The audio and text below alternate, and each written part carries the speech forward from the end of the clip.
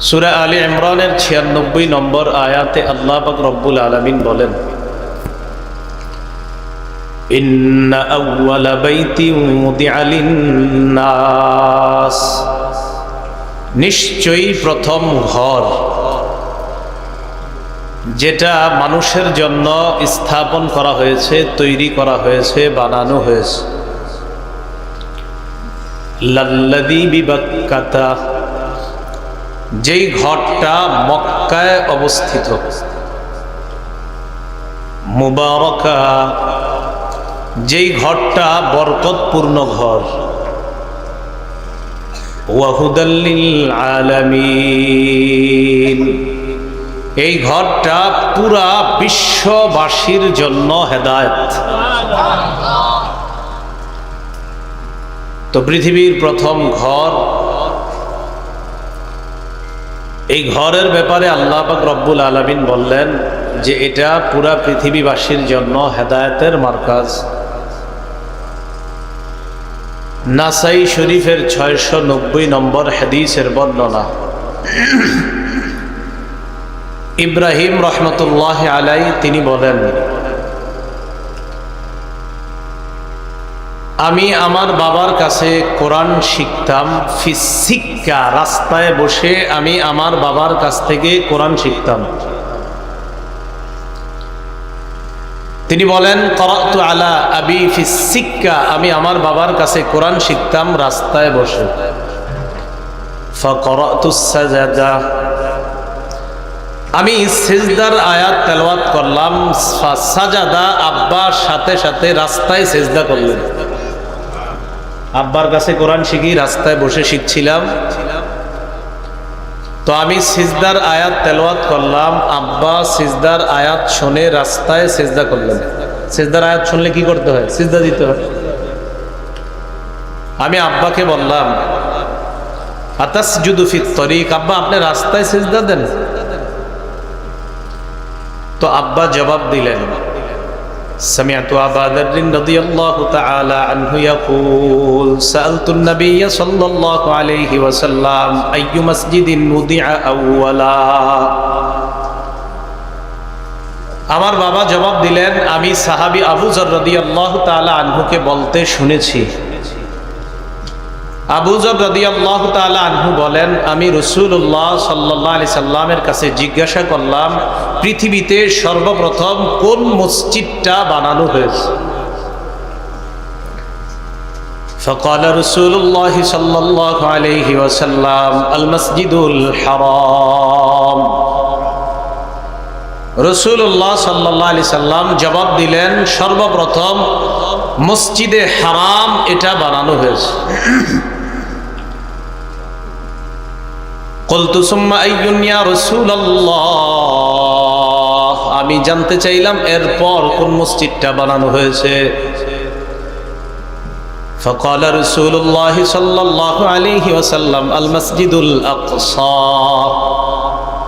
রাসূলুল্লাহ সাল্লাল্লাহু আলাইহি সাল্লাম বললেন, এরপর বানানো হয়েছে মসজিদে আকসা, বাইতুল মুকাদ্দাস বা বাইতুল মাকদিস বা আল আরদুল মুকাদ্দাসা, যেটাকে বলা হয় যে পবিত্র ভূমিতে অবস্থিত বাইতুল মুকাদ্দাস বা বাইতুল মাকদিস, এই বাইতুল মুকাদ্দাসটা এরপর বানানো হয়েছে, মানে যেটা মসজিদে আকসা। আমি এরপর প্রশ্ন করলাম, কামবাইনাহুমা, হুজুর মসজিদে হারাম আর মসজিদে আকসা যে বানানো হয়েছে, দুইটার মাঝে ব্যবধান ছিল কতদিনের?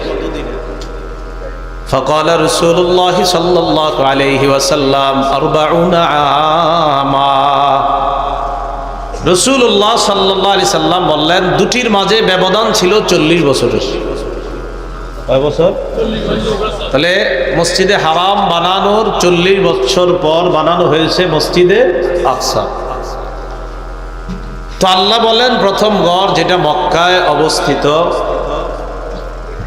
তো এই ঘরের ব্যাপারে সূরা আলী ইমরানের ৯৬ নম্বর আয়াতে আল্লাহ বললেন, ফিহি আয়াতুম বাইয়িনাতুম মাকামু ইব্রাহিম।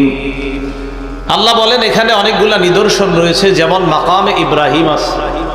আপনারা যারা হজে গিয়েছেন, কাবার পাশেই দেখবেন মাকামে ইব্রাহিম, ছোট্ট একটা সোনালী কালারের মিনারের মতো, এটার ভিতরে একটা ছোট পাথর আছে। তো এই কথা রাসূলুল্লাহ সাল্লাল্লাহু আলাইহি সাল্লাম জানায়া দিলেন, এটা প্রথম মসজিদ, ওটা দ্বিতীয় মসজিদ। ওই যে বাপেরে প্রশ্ন করছে, আব্বা আপনি রাস্তায় সিজদা দিলেন কেন? তো নবীজির হাদিস দিয়ে তিনি দলিল দিচ্ছেন। নবীজি আবু যরকে বললেন, আবু যর, আল আরদু লাকা মসজিদুন, দুনিয়ার জমিনটাও তোমার জন্য মসজিদ, সিজদা দেওয়ার জায়গা।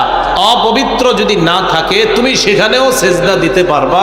হাইসু আদরাকাতকাস সালাহ, আমার উম্মত যেখানেই নামাজ সুযোগ হবে, সময় হবে, মসজিদ যদি না পায়, পবিত্র মাটিতে সিজদা দিলে নামাজ পড়লেও আদায় হয়ে যাবে।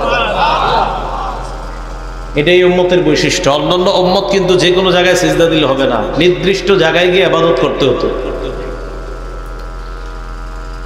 তো আল্লাহ পাক রব্বুল আলামিন প্রথম ঘরের ব্যাপারে বললেন, আর এটার আশেপাশে যে নিদর্শন এটার ব্যাপারে বললেন। এরপরে আল্লাহ বলেন, ওয়ামান দাখালাহু কানা আমিনা, এই মসজিদে যে প্রবেশ করবে সে নিরাপদ হয়ে যাবে। পরের আয়াত 97 নম্বর আয়াতে আল্লাহ বলেন, ওয়ালিল্লাহি আলান নাসি হিজ্জুল বাইতি মান ইসতাতা ইলাইহি সাবিলা, যাকে আল্লাহ এই পরিমাণ সামর্থ্য দিয়েছে যে তিনি এই টাকা দিয়ে, এই সামর্থ্য দিয়ে আল্লাহর ঘর পর্যন্ত যাওয়ার সামর্থ্য রাখে, ওই ব্যক্তি আল্লাহর জন্য হজ করা ফরজ করা হয়েছে। যেই ব্যক্তি আল্লাহর ঘর পর্যন্ত যাওয়ার সামর্থ্য রাখে, ভরণ পোষণ বাদ দিয়ে, নিজের চলা, ভরণ পোষণ, সন্তানাদি, পরিবারের খরচ ইত্যাদি বাদ দিয়ে এই পরিমাণ অর্থের মালিক যে, যিনি এই অর্থ দিয়ে আল্লাহর ঘর পর্যন্ত যেতে পারবে, তার উপর আল্লাহকে খুশি করার জন্য আল্লাহর ঘরে গিয়ে হজ করা ফরজ। হজ করা কি ফরজ?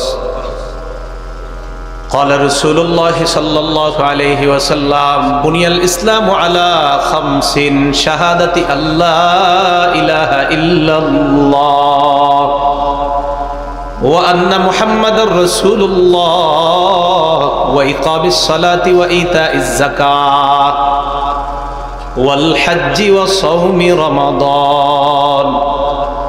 রাসূলুল্লাহ সাল্লাল্লাহু আলাইহি সাল্লাম বলেন, ইসলামের ভিত্তি 5টি জিনিসের উপর।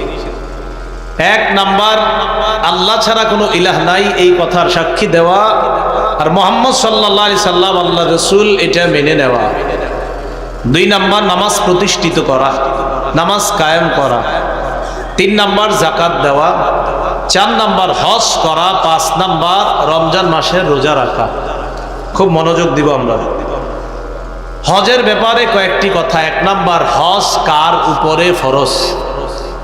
এটা তো সূরা আলী ইমরানের 97 নম্বর আয়াতে আল্লাহ জবাব দিয়ে দিয়েছেন, যেই ব্যক্তির কাছে আল্লাহর ঘর পর্যন্ত যাওয়ার সামর্থ্য আছে, নিজের ভরণ পোষণ ইত্যাদি খরচ আদি বাদ দিয়ে, তার জন্য আল্লাহকে খুশি করার জন্য তার উপর হজ করা ফরজ। তার উপর হজ করা কি ফরজ? খুব মন দিয়ে শুনেন, যাদের হজ ফরজ হওয়ার পরেও হজ করেন নাই, সবাই মন দিয়ে শুনেন। তাহলে 1 নাম্বার, কার উপর হজ ফরজ জানলাম। 2 নাম্বার, হজ কতবার ফরজ? উত্তর, জীবনে 1 বার ফরজ। বলেন, হজ জীবনে সামর্থ্যবান জি, তার জন্য জীবনে 1 বার হজ করা ফরজ। মুসলিম শরীফের 3148 নম্বর হাদিসের বর্ণনা। عن أبي هريرة رضي الله تعالى عنه قال خطبنا رسول الله صلى الله عليه وسلم فقال يا أيها الناس قد فرض الله عليكم الحج فحجوا। আবু হুরায়রা রাদিয়াল্লাহু তাআলা আনহু বলেন, রাসূলুল্লাহ সাল্লাল্লাহু আলাইহি সাল্লাম আমাদের উদ্দেশ্যে ভাষণ দিচ্ছিলেন। ভাষণের এক পর্যায়ে রাসূলুল্লাহ সাল্লাল্লাহু আলাইহি সাল্লাম বললেন, হে জনগণ, আল্লাহ তোমাদের উপর হজ ফরজ করেছেন, অতএব তোমরা হজ করো। এতটুকু অনুবাদ বুঝছেন? আল্লাহ তোমাদের উপর হজ ফরজ করেছেন, অতএব তোমরা কি করো? হজ করো। فقال رجل أكل عام يا رسول الله এক ব্যক্তি দাঁড়িয়ে বললেন, ইয়া রাসূলুল্লাহ, হজ করা কি প্রত্যেক বছর ফরজ? হুজুর, হজ কি প্রত্যেক বছর ফরজ? এক ব্যক্তি জিজ্ঞাসা করে বলছে। ফাসাকাতা, আল্লাহ নবী চুপ রইলেন। হাত্তা ক্বালাহা সালাসান, ওই ব্যক্তি এক এক করে 3 বার প্রশ্ন করলেন, ইয়া রাসূলুল্লাহ, প্রত্যেক বছর কি হজ করা ফরজ? প্রথমবার বলার পর আল্লাহ নবী চুপ রইলেন, দ্বিতীয়বার বলার পর আল্লাহ নবী চুপ রইলেন, তৃতীয়বার বলার পর আল্লাহ নবী চুপ থাকার পর জবাব দিলেন, লাউ কুলতু নাআম লাওয়াজাবাত, তুমি বারবার বললা প্রত্যেক বছর হজ করা ফরজ কিনা, আমি নবী যদি বলে ফেলতাম হ্যাঁ, আমি যদি কি বলতাম, আমি যদি হ্যাঁ বলতাম, লাওয়াজাবাত, তাহলে সামর্থ্যবানদের জন্য প্রত্যেক বছর হজ করা ফরজ হয়ে যেত, অবধারিত হয়ে যেত। ওয়ালা মাস্তাতাতুম, আর এটা করা তোমাদের জন্য কষ্টসাধ্য হয়ে যেত। তুমি কেন বারবার প্রশ্ন করতেছো?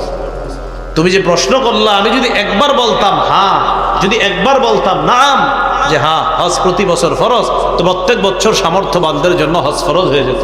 তাহলে নবী হ্যাঁ বলেন নাই, এতে বোঝা যায় হজ সামর্থ্যবানদের জন্য প্রত্যেক বছর না একবার ফরজ? একবার ফরজ। আরেকটা বর্ণনা থেকে আমরা জানি, ইবনে মাজাহ কিতাবের নাম, এই কিতাবের 2886 নম্বর হাদিসের বর্ণনা, أن الأقرع ابن حابس رضي الله تعالى عنه قال أنه سأل النبي صلى الله عليه وسلم الحج في كل سنة أو مرة واحدة। রসুলের এক সাহাবী নাম আকরা ইবনে হাবিস, তিনি আল্লাহ রসুলকে প্রশ্ন করলেন, হুজুর, প্রত্যেক বছর কি হজ ফরজ নাকি জীবনে একবার করলেই হবে? فقال بل مرة واحدة, আল্লাহ নবী বললেন একবার হজ করলেই হবে। ফামান ইসতাতাআ, কোন ব্যক্তি যদি সামর্থ্য রাখে প্রতি বছর হজ করার, ফাতাতাবুউন, একবার হবে ফরজ, আর সামর্থ্য রাখলে যদি প্রতি বছর করে সেগুলো হবে নফল। তাহলে কেউ যদি একবার হজ করে ফরজ আদায় হয়ে গেল। এখন কেউ যদি সামর্থ্য আছে তার, সে প্রতি বছর হজে যায়, নবীজি বলেন একবার ফরজ, আর বাকি যতবার যাবে ফাতাতাবুউন, সববার কি হবে? নফল। তাহলে হাদিস কি থেকে কি শিখলাম? জীবনে সামর্থ্যবানের উপর হজ ফরজ কয়বার, আর সামর্থ্যবান পরে যতবার যাবে ততবার কি ফরজ হবে নাকি নফল? নফল। তৃতীয় কথা হজের ব্যাপারে, হজ ফরজ হয়ে গেলে যত দ্রুত আদায় করা সম্ভব দ্রুত আদায় করে না। খুব মনোযোগ দেন, গুরুত্বপূর্ণ কথাগুলো এসে যাচ্ছে। ইবনে মাজার 2883 নম্বর হাদিসের বর্ণনা, এই হাদিসের বর্ণনাকারী আব্দুল্লাহ ইবনে আব্বাস রাদিয়াল্লাহু তাআলা আনহুমা ফজল থেকে বর্ণনা করেন, অথবা আও আহাদিহিমা আনিল আখর, মানে আব্দুল্লাহ ইবনে আব্বাস ফজল থেকে হাদিসটা বলেছেন, অথবা ফজল আব্দুল্লাহ ইবনে আব্বাস থেকে বলেছেন, দুইজনের একজন, হয়তো তিনি তার থেকে বা সে তার থেকে, অথবা তিনি তার থেকে, এইভাবে দুইজনের একজন নবীজির থেকে হাদিসটা বলছেন। ক্বালা রাসূলুল্লাহ সাল্লাল্লাহু আলাইহি ওয়াসাল্লাম, আল্লাহ নবী বলেন, মান আরাদাল হজ্জা ফালইয়াতাআজ্জাল, যেই ব্যক্তি হজের ইচ্ছা করে সেই ব্যক্তি যেন তাড়াতাড়ি হজ করে নেয়। ফাইন্নাহু ক্বাদ ইয়ামরাদুল মারিদ, কারণ এমন হতে পারে সামর্থ্যবান হঠাৎ অসুস্থ হয়ে যেতে পারে, আর হজে যাওয়া সম্ভব হবে না। কখনো কখনো মানুষ কি হয়ে যায়? অসুস্থ। তো হজ ফরজ হওয়ার পর রাসূল বলেন তাড়াতাড়ি যেন করে। ফাইন্নাহু ক্বাদ ইয়ামরাদুল মারিদ, কারণ কখনো কখনো মানুষ অসুস্থ হয়ে যায়। ওয়া তাদিল্লুদ দাল্লা, কখনো কখনো প্রয়োজনীয় জিনিসগুলা হারায়া যায়, প্রয়োজনীয় জিনিসগুলা হারায়া যায়। করোনার আগে আমিও হজের জন্য টাকা জমাইছি, করোনা ভাইরাস আসলো, হজে যেতে পারলাম না, হজের সময় জমানো টাকা বিভিন্ন জায়গায় দিতে হয়েছে। তো এই যে হজে যেতে পারলাম না, এরপরে আপনার কি এসে গেল সামনে? তাদিল্লুদ দাল্লাহ, আপনার প্রয়োজনীয় জিনিস হারিয়ে গেল। ওয়াতারিদুল হাজা, আবার কোন কোন প্রয়োজন সামনে আসতে পারে, যেই প্রয়োজনে আপনি বাধ্য হবেন আপনার জমানো টাকা খরচ করতে। তো দেখেন করোনার সময় হজ বন্ধ, অনেক সামর্থ্যবান যারা আপনার হজের নিয়ত করেছে, জমানো টাকা মানুষের অসহায় অবস্থা দেখা টাকা দিয়ে দিয়েছে। তাহলে কি বোঝা গেল? রসুল বলেন কখনো মানুষ অসুস্থ হয়ে যেতে পারে, কখনো মানুষ তার সামনে যেই প্রয়োজন, এমন প্রয়োজন আসতে পারে যেই প্রয়োজনের কারণে আর হজে যাওয়া হবে না। আবার কখনো তার প্রয়োজনীয় জিনিসগুলাই হারিয়ে যেতে পারে। মনে কথার কথা, আপনি টাকা জমাইছেন, জমানোর পর খালি রেখে দিচ্ছেন, না এই বছর না পরের বছর ঘরে ডাকাতি হবে। রাসূলুল্লাহ সাল্লাল্লাহু আলাইহি সাল্লাম বলেন হজের ইচ্ছা করলে, কোনো বাধা না থাকলে তাড়াতাড়ি হজ আদায় করা। কথা বুঝে আসছে? যদি আদায় না করেন তো তিনটা সমস্যার কথা নবী বললেন। কদ ইয়ামরাদুল মারিদ, কখনো মানুষ অসুস্থ হয়। 2 নম্বর বললেন তাদিল্লুদ দাল্লাহ, কখনো প্রয়োজনীয় জিনিস হারিয়ে যায়। 3 নম্বর বললেন তারিদুল হাজাত, কখনো কখনো এমন প্রয়োজন সামনে আসবে যে আপনি চাইলেও হজে যেতে পারবেন না। করোনার সময় হাজারো মানুষ হজের ইচ্ছা করার সত্ত্বেও যেতে পারবে না, কারণ নিষেধ। তো আল্লাহ আমাদেরকে বোঝার তৌফিক দান করেন। তো সামর্থ্যবানরা অপেক্ষা আছে যে আমি এবার করবো না, পরের বার করবো। আগামী বছর যে কোনো গজবের কারণে হজ বন্ধ হবে না, এটার কি নিশ্চয়তা? এগুলো হজের ব্যাপারে তৃতীয় কথা।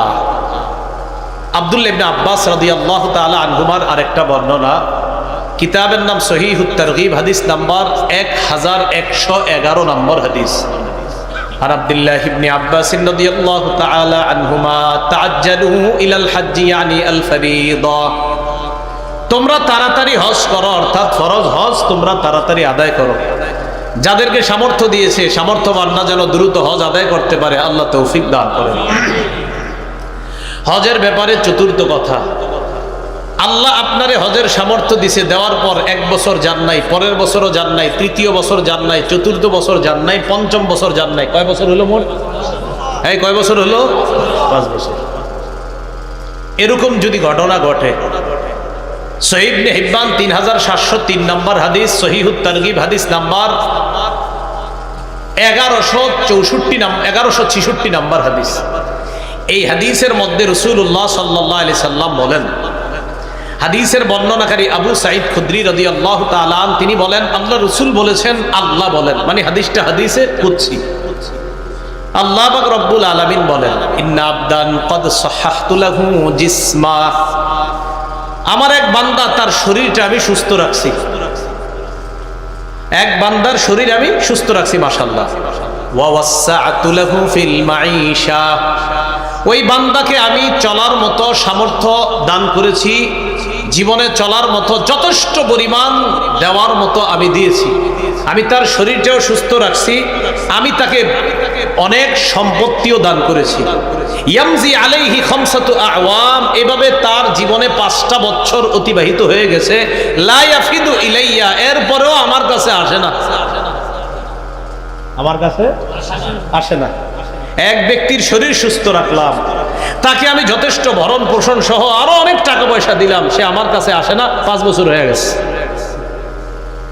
লামাহরুম, আল্লাহ বলেন সে বঞ্চিত হয়ে যেতে পারে, মানে মাহরুম হয়ে যেতে পারে। 1 বার 2 বার 3 বার 5 বার এরকম মিস করছে, লামাহরুম, সে বঞ্চিত। আল্লাহ তাকে বঞ্চিত বলে ফেলছেন। আল্লাহ না করেন, আল্লাহ না করেন। যদি এরকম হয় যে আল্লাহ আপনাকে আর তৌফিক না দেন, তো আল্লাহ বললেন সম্পত্তি দিলাম 1 বার 2 বার 3 বার 4 বার 5 বার হয়ে গেল, আমার কাছে আসে না, লামাহরুম, সে বঞ্চিত। আল্লাহ আমাদেরকে হেফাজত করেন। হজের ব্যাপারে পঞ্চম কথা, আব্দুল্লাহ ইবনে ওমর রাদিয়াল্লাহু তাআলা আনহুমার বর্ণনা, সহিহ ইবনে খুজাইমা একটা কিতাব আছে, এই কিতাবের 2506 নম্বর হাদিস। আব্দুল্লাহ ইবনে ওমর রাদিয়াল্লাহু তাআলা আনহুমা বলেন, ইস্তামতিউ বিহাদাল বাইত, আব্দুল্লাহ ইবনে ওমর বলেন তোমরা হজ উমরার মাধ্যমে এই ঘরের বরকত অর্জন করো। সুবহানাল্লাহ। পরে কি বলে দেখেন, কদ হুদিমা মাররাতাইন, কাবা 2 বার ধ্বংস করা হয়েছে। ওয়ায়ুরফাউ ফিস সালিসা, কাবা যদি আবার ধ্বংস করা হয় তখন কিন্তু কাবা উঠিয়ে নেওয়া হবে, আর কাবা আসবে না, হজও করতে পারবা না। 2 বার ধ্বংস করা হয়েছে, আরেকবার যদি ধ্বংস করা হয় কাবা উঠিয়ে নেওয়া হবে। তাড়াতাড়ি কাবার বরকত অর্জন করো তোমরা। সামর্থ্যবানদেরকে হজ করার তৌফিক দান করে। হজের ব্যাপারে 6 নম্বর কথা, অনেকে অতি ভক্তি দেখায় হজে যায় না, কয় হজে গেলে ছবি তুলতে হবে, তাই হজে যায় না। এমনি অতিরিক্ত ছবি তোলা ঠিক না, এটা সত্যি কথা। অতিরিক্ত ছবি তোলা জায়েজ নাই, আন্দাজি প্রয়োজন ছাড়া ছবি তোলা ঠিক না। আপনারা জায়গায় জায়গায় সেলফি তোলেন, এগুলো ঠিক না। কিন্তু হজে যাওয়াটা এটা কি প্রয়োজন না অপ্রয়োজন? এখানে ছবি তুলতে হবে, এই জন্য অনেকে হজে যায় না, কয় না ছবি তুলতে হবে তাই হজে যাচ্ছে না এখানে। তো এরকম যদি অতি ভক্তি কেউ দেখায়, এটা আবার ঠিক না। আল মুস্তাদরাক লিল হাকিম কিতাবের নাম, এই কিতাবের 1664 নম্বর হাদিসের বর্ণনা। عن عبد الله بن عباس رضي الله تعالى عنهما قال لا سرورة في الإسلام আল্লাহ নবী বলেন ইসলামের মধ্যে সন্ন্যাসবাদিতা নাই। কি বাদিতা নাই? আমি হজে যাব না, টাকা পয়সা আছে, জঙ্গলে গিয়ে বসে রয়েছে, কোটি কোটি টাকা, কিন্তু উনি সালাগায় দিয়ে চলে, টাকা কোটি কোটি, সালাগায় দিয়ে চলে। কেন? উনি দুনিয়া বিমুখ, তাই সালাগায় দিয়ে হাঁটে চলে, উনি দুনিয়ার দারদার না। তো আপনার 10 তলা বাড়ি কেন দুইটা? কথা। তো অতি ভক্তি দেখায় হজে যাবে না, অথচ সামর্থ্য আছে। বলেন নাউজুবিল্লাহ। এরকম বুঝ যেন আপনাদেরকে কেউ না দেয়, সাবধান, আল্লাহ হেফাজত করেন। হজের ব্যাপারে 7 নম্বর কথা, হজের বিধানগুলা নবীজির সুন্নত থেকে শিখে নেওয়া। নাসাই শরীফের 3062 নম্বর হাদিসের বর্ণনা। عن جابر بن عبد الله رضي الله تعالى عنه قال رأيت رسول الله صلى الله عليه وسلم يرمي الجمرة وهو على بعيره وهو يقول خذوا مناسككم فإني لا أدري لعلي لا أحج بعد عامي هذا। জাবের রাদিয়াল্লাহু তাআলা আনহু বলেন, আমি রসুলকে দেখেছি, রসুল তার বাহনের উপর বসে, উটনির উপর বসে শয়তানকে কঙ্কর মারতেছে। এরপর আমি আল্লাহ নবীকে দেখলাম বাহনের উপর বসে সাহাবীদেরকে দিক নির্দেশনা দেয় আর বলে, এ সাহাবাদের দল, খুযু মানাসিকাকুম, তোমরা হজের নিয়ম কানুন গুলা তাড়াতাড়ি শিখে নাও। ফাইন্নী লা আদরি লাআল্লি লা আহজ্জু বাদা আমি হাযা, আমার কেন যেন মনে হয় আগামী বছর হয়তো আমি আর হজ করতে পারবো না। মানে আগামী বছর হজের আগে রাসূল দুনিয়া থেকে বিদায় নিয়ে নিয়েছে। নবীজি বলেন, আমার জানা নাই, মনে হচ্ছে আগামী বছর আমি হজে নাও আসতে পারি, হজের নিয়ম কানুন গুলা তোমরা আমার থেকে শিখে নাও। হজের ব্যাপারে 8 নম্বর কথা, হজে গিয়ে 3টা কাজ কোনোভাবেই করা যাবে না। বলেন কয়টা? 90 নম্বর আয়াত, আল্লাহ বলেন, ফামান ফারাদা ফিহিন্নাল হাজ্জা ফালা রাফাথা ওয়ালা ফুসুকা ওয়ালা জিদালা ফিল হজ। হজের মাসে যারা হজ করবে তাদের জন্য 3টা কাজ করাই যাবে না। 1 নাম্বার লা রাফাসা, অশ্লীল কাজ, অশ্লীল কথা বলা যাবে না। 2 নাম্বার ওয়ালা ফুসুকা, হজে গিয়ে কোনো পাপের কাজ করা যাবে না। 3 নাম্বার ওয়ালা জিদালা, হজে গিয়ে ঝগড়া করা যাবে না। বাংলাদেশি ভাইয়েরা কি করা যাবে না? লেগে যায়, কে লেগে যায়, চেতে যায়, তো ঝগড়া করা কিন্তু যাবে না হজে গিয়ে। আল্লাহ আমাদেরকে বুঝার তৌফিক দান করেন। তাহলে হজে গিয়ে কি করা যাবে না? বলেন সবাই, হজে গিয়ে কি করা যাবে না? ঝগড়া। হজের ব্যাপারে 9 নম্বর কথা, তামাত্তু হজ করা উত্তম। তামাত্তু হজ মানে আমরা বাংলাদেশিরা ম্যাক্সিমাম যেটা করি এটাকে তামাত্তু হজ বলে। এখান থেকে উমরার ইহরাম বেঁধে আমরা যাই, উমরা করার পর এরপর আবার মাঝখানে অনেক দিন যায়, হজের আগে আবার ইহরাম বাঁধে। এই 2 হজ, একটা হলো উমরা আর একটা হজ, এই 2টাকে যে আলাদা আলাদা করে এটাকে বলা হয় হজ্জে তামাত্তু। বলেন কি বলা হয়? এই হজ করাটা সবচেয়ে উত্তম। বলেন এই হজ করাটা সবচেয়ে উত্তম। সহিহ ইবনে হিব্বানের বর্ণনা, 3920 নম্বর হাদিস, রাসূলুল্লাহ সাল্লাল্লাহু আলাইহি সাল্লাম বলেন, ইয়া আলা মুহাম্মাদিন সাল্লাল্লাহু আলাইহি ওয়াসাল্লাম মান হাজ্জা মিনকুম ফালইউহিল্লা বিউমরাতিন ফি হাজ্জা। ও আমার পরিবারের লোকেরা শোনো, তোমরা যারা হজ করবা তারা যেন উমরা আর হজ আলাদা আলাদা করে, আগে উমরার ইহরাম বাঁধবা, ইহরাম বাঁধার পর উমরা সমাপ্ত করে এরপর আবার হজ তোমরা আদায় করবা। এটাকে বলা হয় হজ্জে তামাত্তু। বলেন কি বলা হয়? তাহলে হজের ব্যাপারে 9টা বিষয় আমরা জানলাম। এবার আমরা জানবো হজের ফজিলত। হজের 1 নম্বর ফজিলত, যেই ব্যক্তি হজে গিয়ে অশ্লীল কথা বলবে না, অশ্লীল কাজ করবে না, আর কোনো গুনাহের কাজ করবে না, এরকম হজ যদি কেউ করতে পারে। সহিহ বুখারীর বর্ণনা 1521 নম্বর হাদিস।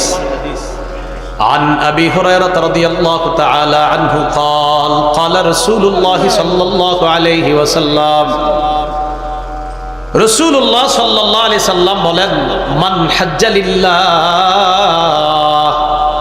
ফালাম ইয়ারফুস ওয়া লাম ইয়াফসুক রাজা'a কায়াউমিন ওয়ালাদাতহু উম্মুহু। নবীজি বলেন কেউ যদি হজের যায়, যাওয়ার পর অশ্লীল কথা কাজ না করে আর পাপের কাজ যদি না করে, এই ব্যক্তি যখন হজ থেকে ফিরে আসবে, মনে করেন আমাদের বাংলাদেশের কেউ যদি এই বছর হজে যায়, যাওয়ার পর যদি অশ্লীল কথা না বলে, অশ্লীল কাজ না করে, আর যদি গুনাহের কাজ না করে, রাজা'a কায়াউমিন ওয়ালাদাতহু উম্মুহু, মা সন্তান জন্ম দিলে যেমন নিষ্পাপ হয়ে দুনিয়াতে আসে, এইভাবে নিষ্পাপ শিশুর মতো হাজী সাহেব বাংলাদেশে আসবে। সদ্য ভূমিষ্ঠ সন্তানের যেন কোনো পাপ থাকে না, যেমন এইভাবে হাজী সাহেব সেখান থেকে পাপ মুক্ত অবস্থায় আজকে জন্ম নিছে মায়ের পেট থেকে, এমন অবস্থায় তিনি ওই হজ থেকে তার দেশে প্রত্যাবর্তন করলেন। এগুলো ফজিলত নম্বর 1। হজের ফজিলত নম্বর 2, কোন ব্যক্তি যদি হজ করে, হজে গিয়ে যদি পাপের কথা না বলে, কাজ না করে, তার আগের সবগুলা গুনাহ মাফ করে দেওয়া হবে। তিরমিজি শরীফের 811 নম্বর হাদিসের বর্ণনা। عن أبي هريرة رضي الله تعالى عنه قال قال رسول الله صلى الله عليه وسلم من حج لله فلم يرفث ولم يفسق غفر له ما تقدم من ذنبه। রাসূলুল্লাহ সাল্লাল্লাহু আলাইহি সাল্লাম বলেন, কেউ যদি আল্লাহর জন্য হজ করে, সেখানে যদি কোনো অশ্লীল কথা, অশ্লীল কাজ না করে আর পাপের কাজ না করে, তার আগের সব গুনাহগুলা মাফ করে দেওয়া হয়। এগুলো হজের ফজিলত। আরেকটা হলো হজ্জে মাবরুর। হজ্জে মাবরুরের ফজিলত, এটা আবার আশ্চর্য ফজিলত। হজ্জে মাবরুরের 1 নম্বর ফজিলত দেখেন কি, রাসূলুল্লাহ সাল্লাল্লাহু আলাইহি সাল্লাম হজ্জে মাবরুরকে বলেছেন শ্রেষ্ঠ আমল, সবচেয়ে মর্যাদাপূর্ণ আমল। সহিহ বুখারীর 26 নম্বর হাদিসের বর্ণনা। عن أبي هريرة رضي الله تعالى عنه قال سئل رسول الله صلى الله عليه وسلم أي العمل أفضل يا رسول الله। রাসূলুল্লাহ সাল্লাল্লাহু আলাইহি সাল্লামকে প্রশ্ন করা হলো, আল্লাহর কাছে সবচেয়ে মর্যাদাপূর্ণ আমল কোনটা? নবীজি জবাব দিলেন, ঈমানুন বিল্লাহি ওয়া রাসূলি। ঈমানুন বিল্লাহ, আল্লাহকে বিশ্বাস করা, রাসূলকে বিশ্বাস করা, এটা হলো সবচেয়ে ফজিলতের আমল। কিলা সুম্মা মাযা ইয়া রাসূলুল্লাহ। প্রশ্ন করা হলো, হুজুর এরপর সবচেয়ে মর্যাদাপূর্ণ আমল কোনটা? নবীজি বললেন, এরপর সবচেয়ে মর্যাদাপূর্ণ আমল হলো আল জিহাদু ফি সাবিলিল্লাহ, আল্লাহর রাস্তায় জিহাদ করা। কিলা সুম্মা মাযা ইয়া রাসূলুল্লাহ। প্রশ্ন করা হলো, এরপর সবচেয়ে ফজিলতপূর্ণ আমল কোনটা আল্লাহর কাছে? নবীজি জবাব দিলেন, হজ্জুন মাবরুর। হজ্জে মাবরুর এরপর সবচেয়ে ফজিলতপূর্ণ আমল। হজ্জে মাবরুর মানে হলো যে হজটা আল্লাহ কবুল করে নেয় আর হজের প্রতিদানও আল্লাহ দিয়ে দেয়। হজ্জে মাবরুরের দ্বিতীয় ফজিলত, বুখারী শরীফের 1773 নম্বর হাদিসের বর্ণনা। এই হাদিসের বর্ণনাকারী সাহাবীর নাম আবু হুরায়রা। عن أبي هريرة رضي الله تعالى عنه قال قال رسول الله صلى الله عليه وسلم العمرة إلى العمرة كفارة لما بينهما। রাসূলুল্লাহ সাল্লাল্লাহু আলাইহি সাল্লাম বলেন, এক উমরা থেকে আরেক উমরা, এই 2 উমরার মাঝখানে, আপনি একবার উমরা করছেন, আবার আরেকবার উমরা করছেন, এর মাঝখানে যতগুলা গুনাহ আছে সব গুনাহের কাফারা পরবর্তী উমরা হয়ে যায়। ওয়াল হজ্জুল মাবরুর লাইসা লাহু জাযাউন ইল্লাল জান্নাহ। নবীজি বলেন, হজ্জে মাবরুর অর্থাৎ হজ্জে মাবরুর মানে যে হজটা কবুল করা হয়, আল্লাহর দরবারে কবুল হয়, এই হজের ফজিলত একমাত্র আল্লাহর জান্নাত। হজ্জে মাবরুরের ফজিলত, হজ্জে মাবরুরের পুরস্কার ইল্লাল জান্নাহ, জান্নাত ছাড়া আর কিছু না। কারো হজ যদি আল্লাহ হজ্জে মাবরুর হিসাবে কবুল করে, তাকে আল্লাহ পাক রব্বুল আলামিন একটা প্রতিদানই দিবেন। কি? নবী বলে, তার প্রতিদান হলো জান্নাত। হজ্জে মাবরুরের তৃতীয় ফজিলত, হজ্জে মাবরুর শ্রেষ্ঠ জিহাদ। সুবহানাল্লাহ। হজ্জে মাবরুর কি? শ্রেষ্ঠ জিহাদ। বাকি এটা নারীদের ক্ষেত্রেও রাসূল বলছেন। আম্মা জান আয়েশা সিদ্দিকা রাদিয়াল্লাহু তাআলা আনহার বর্ণনা, সহিহ বুখারীর 1520 নম্বর হাদিস। عن عائشة الصديقة رضي الله تعالى عنها قالت আম্মা জান আয়েশা সিদ্দিকা রাদিয়াল্লাহু তাআলা আনহার বর্ণনা, তিনি বলেন আমি রাসূলুল্লাহ সাল্লাল্লাহু আলাইহি সাল্লামকে বললাম নারাল জিহাদা আফজালাল আমাল, ইয়া রাসূলুল্লাহ আমরা দেখি জিহাদ হলো সবচেয়ে শ্রেষ্ঠ আমল, আফালা নুজাহিদু, হুজুর আমরা নারীরা কি জিহাদ করব না, শুধু পুরুষরাই জিহাদ করে, তো আমরা নারীরা কি দোষ করলাম? রাসূলুল্লাহ সাল্লাল্লাহু আলাইহি সাল্লাম বললেন লা, না তোমরা জিহাদ করা লাগবে না, ওয়ালাকিন্না আফজালাল জিহাদ আল হজ্জুল মাবরুর, নবী বলেন তোমাদের জন্য সবচেয়ে শ্রেষ্ঠ জিহাদ হলো হজ্জে মাবরুর। কোন নারী যদি হজ করে আর তার হজ যদি হজ্জে মাবরুর হিসাবে আল্লাহ কবুল করেন, নবী বলে এটাই তো সবচেয়ে বড় জিহাদ। হজ্জে মাবরুরের আরেকটা ফজিলত, দুনিয়ার অন্যান্য আমলের সাথে নবী হজ্জে মাবরুরের তুলনা করছেন এইভাবে, দুনিয়ার পূর্ব পশ্চিমের মাঝখানে যত ব্যবধান, নবী বলেন হজ্জে মাবরুর আর অন্যান্য আমলগুলা অন্যান্য আমলের চাইতে হজ্জে মাবরুরের মর্যাদাটা আল্লাহর কাছে পূর্ব পশ্চিম যতটা দূরত্ব, অন্য আমলের চাইতে মর্যাদায় হজ্জে মাবরুর আল্লাহর কাছে এত বেশি দামি। সহিহুল জামে কিতাবের নাম 1092 নম্বর হাদিস, এই হাদিসের মধ্যে আসছে আফজালুল আমাল আল ঈমানু বিল্লাহি ওয়াহদা, সবচেয়ে ফজিলতপূর্ণ আমল হলো আল্লাহর প্রতি বিশ্বাস করা। এরপর সবচেয়ে মর্যাদাপূর্ণ আমল হলো আল জিহাদু ফি সাবিলিল্লাহ, আল্লাহর রাস্তায় জিহাদ করা। এরপর সবচেয়ে মর্যাদাপূর্ণ আমল হলো আল হজ্জুল মাবরুর, হজ্জে মাবরুর আদায় করা। নবীজি বলেন হজ্জুল মাবরুর তাফজুলু সাইরাল আমাল কামা বাইনা মাতলি'ইশ শামসি ওয়া মাগরিবিহা, রাসূলুল্লাহ সাল্লাল্লাহু আলাইহি সাল্লাম বলেন সূর্য উদয় আর অস্ত, সূর্য উদয় হয় পূর্ব দিক থেকে পশ্চিমে অস্তে যায়, সূর্য উদয়স্থল আর অস্ত এই দুইটার মাঝে যতটা ব্যবধান, হজ্জে মাবরুর অন্যান্য আমলের চাইতে এই পরিমাণ বেশি মর্যাদাপূর্ণ আল্লাহর কাছে। এবছর বাংলাদেশের যারা হজের নিয়ত করেছে, আল্লাহ যেন সকলকে হজ্জে মাবরুর আদায় করে আসার তৌফিক দান করেন। হজের ব্যাপারে পরের কথা, যারা মনে করেন দুর্বল, কথার কথা একজন মানুষ তার বয়স 60 বছর, বাচ্চা, অসুস্থ মহিলা, এরা তো জিহাদে যাইতে পারে না। আপনার বাবা 60 বছর 65 বছর বয়স, উনি জিহাদের সওয়াব কিভাবে পাবে? কথার কথা। রাসূলুল্লাহ সাল্লাল্লাহু আলাইহি সাল্লাম বলেন, নাসাই শরীফের 2626 নম্বর হাদিস, ক্বালা রাসূলুল্লাহ সাল্লাল্লাহু আলাইহি ওয়াসাল্লাম জিহাদুল কাবীরি ওয়াস সাগীরি ওয়াদ দাঈফি ওয়াল মারআ আল হজ্জ ওয়াল উমরা, নবীজি বলেন বুড়া মানুষ, বৃদ্ধ মানুষ, ছোট মানুষ, অসুস্থ মানুষ আর নারীদের জিহাদ হলো হজ এবং উমরা করা।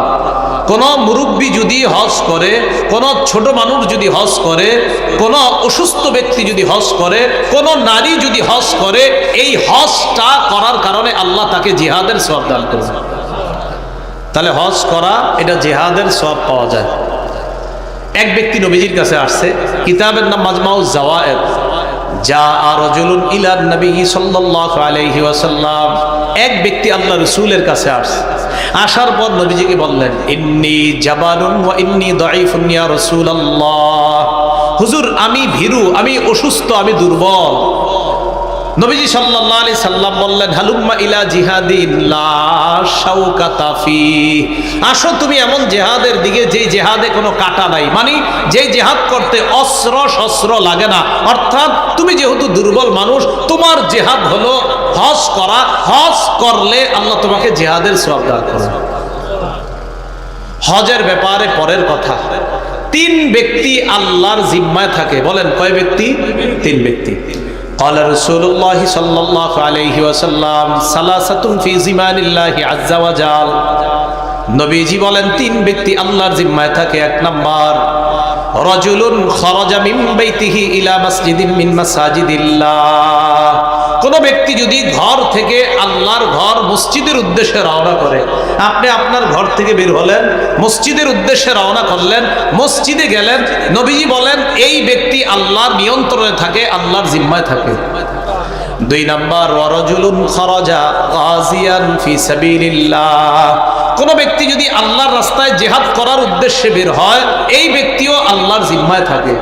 3 নাম্বার ওয়ারাজুলুন খারাজা হাজ্জান, কোন ব্যক্তি যদি আল্লাহর রাস্তায় হজ করার নিয়তে বের হয়, এই ব্যক্তি, মনে করেন আমাদের দেশের কেউ হজের নিয়তে বের হলো, আমাদের দেশে ফিরে আসা পর্যন্ত আল্লাহর জিম্মায়, আল্লাহর নিয়ন্ত্রণে তিনি চলে যান। হজের ব্যাপারে আরেকটি কথা, ইবনে মাজাহ হাদিসের কিতাব 2893 নম্বর হাদিসের বর্ণনা। এই হাদিসের মধ্যে রাসূলুল্লাহ সাল্লাল্লাহু আলাইহি সাল্লাম বলেন, আল গাজী ফি সাবিলিল্লাহ ওয়াল হাজ্জ ওয়াল মু'তামিরু ওয়াফদুল্লাহ।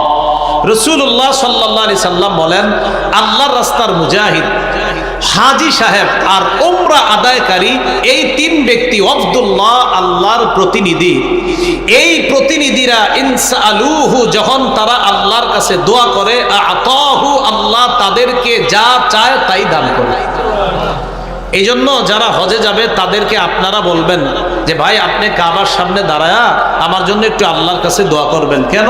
রাসূলুল্লাহ সাল্লাল্লাহু আলাইহি সাল্লাম বলেন, قال رسول الله صلى الله عليه وسلم يغفر الله للحاج ولمن استغفر له الحاج।